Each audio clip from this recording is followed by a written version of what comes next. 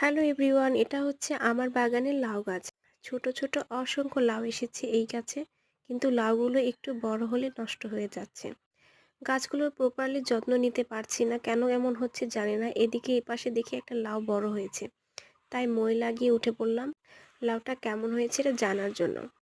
চলুন আপনাদেরও দেখাই লাউটা কি পর্যায়ে আছে। ওপরে ওঠার পর দেখি লাউটা বেশ বড় হয়েছে। যদি একটু নজরে না পড়তো তাহলে 2-1 দিনের মধ্যে এই লাউটা খাওয়ার অনুপযুক্ত হয়ে যেত। এখনো মোটামুটি রয়েছে নরম, তাই আর দেরি না করে ঝটপট কেটে নিব। আমি একটা কেচি সাথে নিয়ে এসেছি এই লাউটা কাটার জন্য। নিজেদের গাছ থেকে প্রতিটা ফলমূল সংগ্রহ করার আনন্দ একদমই অন্যরকম।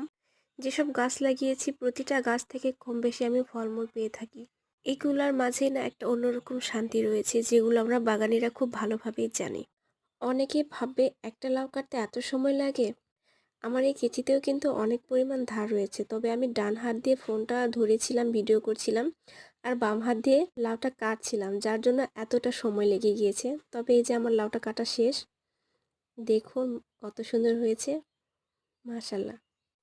এই যে হচ্ছে আমার গাছের একটা মাত্র লাউ, কত বড় হয়েছে।